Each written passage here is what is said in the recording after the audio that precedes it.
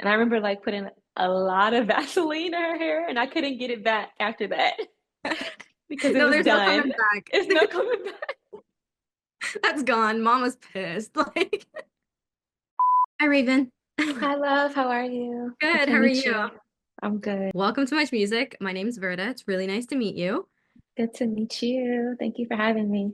Oh my God, of course.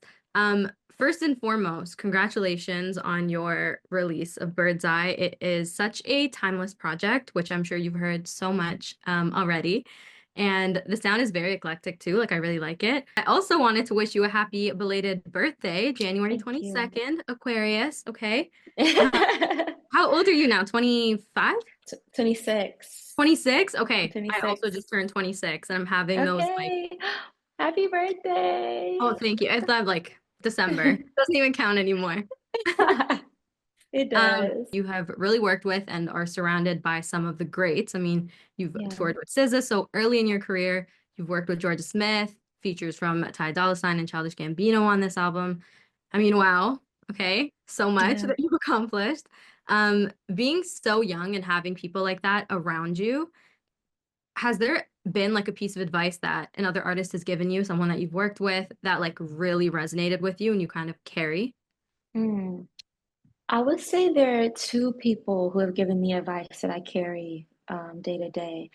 The first piece of advice came from my friend, my brother, really, Monty Booker.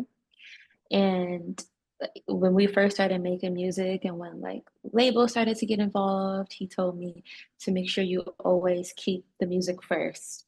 And that's Mm, such a simple sentence, but I think it's something to remember, as I go through different transitions and different phases in my career.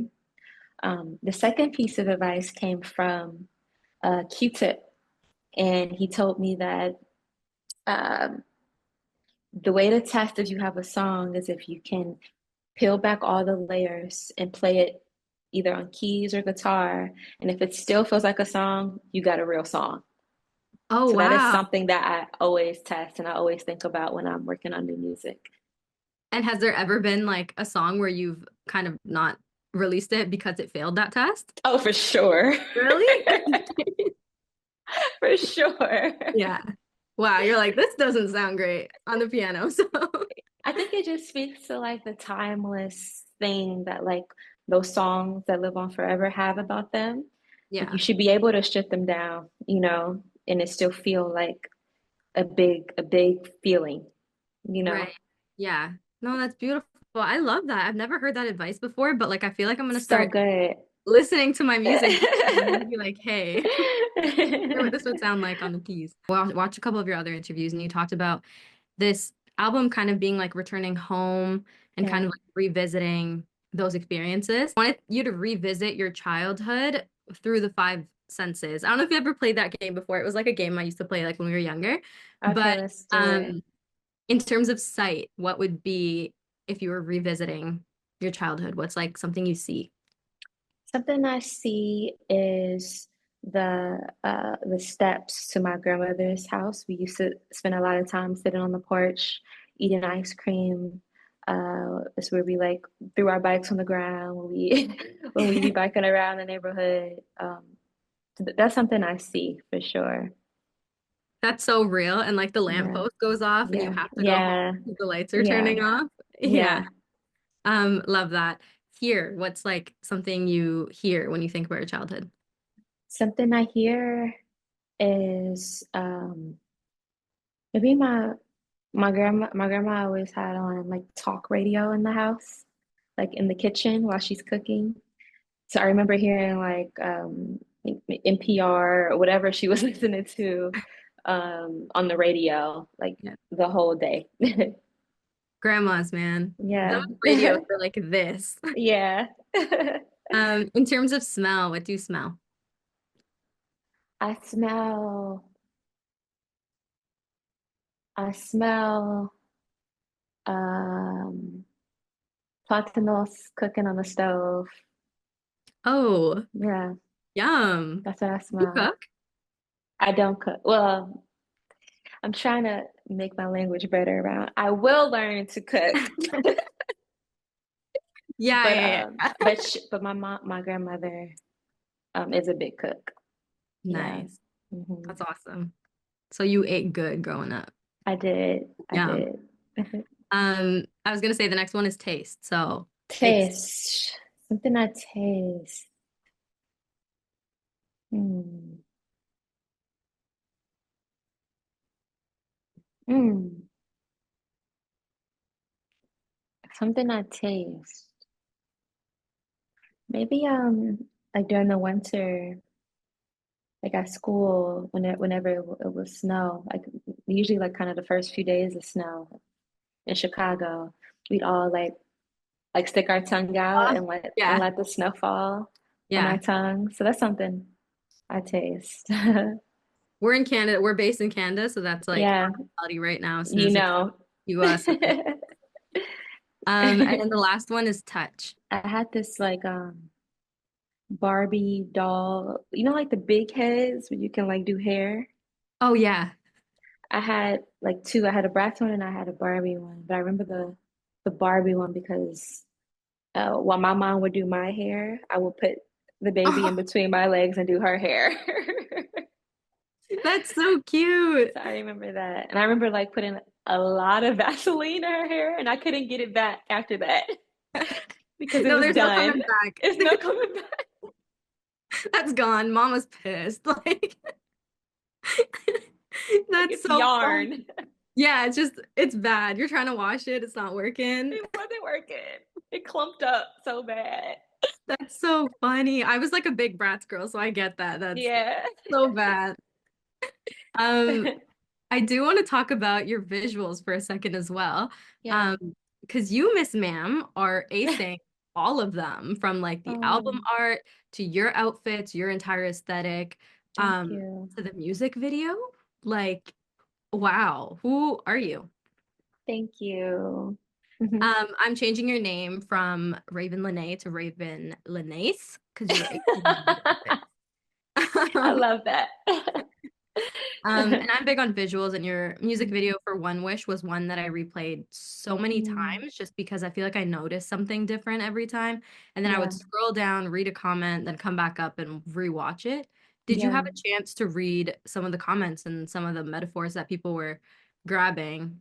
I did read a lot of the comments, and it really struck me. I guess in the moment I didn't realize how important it was for people to see this story, you know, um, like in that type of art form, I guess. Hmm. Um, but seeing people really resonate with it in the way they have really made me feel good about like exposing this part of my life.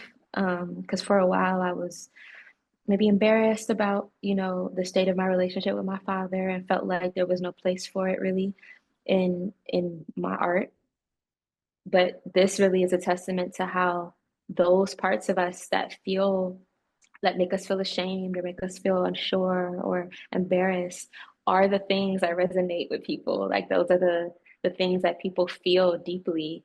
So it really inspired me moving forward to tap into those parts of my life and my emotion that, Hmm. you know, people may relate to. So seeing people be like, oh, like this video, this song made me want to reach back out to my dad and fix things. That's really powerful. And like seeing my music be a vehicle for that type of change in people's lives is literally what I do it for. So Yeah. And powerful because I feel like it liberates other people to also talk because it is a tough yeah, conversation. And I think yeah, when you, as like, you have a huge platform, so when you do it, it liberates other people to also feel like they can share.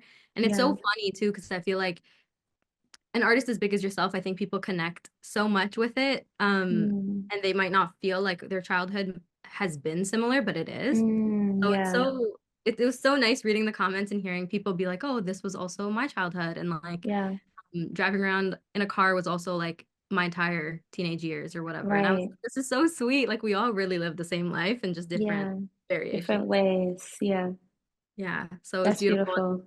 Yeah. Even working with Gambino, like Gambino is one of Hmm. my favorite artists like of all time. I can't even imagine what the call is like when you get that. For Yeah. people that aren't in the music industry and don't make music, can you explain how the process of a collaboration works? Like, do you guys just get on a phone and it's Yeah. Gambino? So we have our mutual is Dahi. So Okay. Dahi, well, I was already working with Donald for, because he was working on his album and there was a song that would have potentially been on there. So we had already met. And then I had had one wish for like 5 months and there was an open verse on it. I didn't know who I heard on it, but I knew I needed another voice on it. And one day Dahi was like, I feel like it should be Donald. And I was like, whoa, you are absolutely right. Yeah. So from there, I really loved working with Donald because the amount of care and attention he puts behind a featured verse is really inspiring. Like we had several calls about, him asking me, so what is the song about? What was your childhood like with your dad? What is his perspective? What's your mom's perspective? Like he really peeled Whoa. back the layers on like He was researching. he did research. He did Yeah. research. And I think he approaches it in a way that he approaches film as far as like him stepping into a character and him wanting to make sure that everything checks out and that he's not portraying something that isn't real, if that makes sense. So we Gotcha. had a lot of conversations around the song and what um, my dad's perspective was. So that I think he came from that point when he, did his verse. So it was really special to see such a big artist, put that amount of care and tenderness really around a verse. Yeah. Especially when it's Hmm. like your story and they're taking so much time Yeah, to make sure that it's portrayed right. That's beautiful. Thank yeah. you for sharing that. Okay, so I'm a big believer in like everything in life being a story, especially when Yeah. it comes to artists. And I love asking artists this question. It's my go-to. But if you had to title the chapter of your life that you're in right now, as if it was a storybook and we're reading through Raven's like book, what is Mm. this chapter of your life called, the one that you're currently in? Oh, maybe spring. Spring? Yeah, feels like there's a lot of like shifts happening like under the surface and um yeah, that's what it feels like right now. A lot of shifts happening, but a lot of like things blooming um like out of the winter. Ooh. So that's what it feels like for me right now. Like looking ahead, looking forward to, all the like the rest of the year, the rest of the seasons. But right now it feels like things are like Start brewing. I love yeah, that. yeah, You're doing some spring cleaning, like in your entire yeah, exactly. I love that. Thank you so, so much for spending part of your day with me and just Thank sharing all this you. stuff. Thank you. So good to meet you.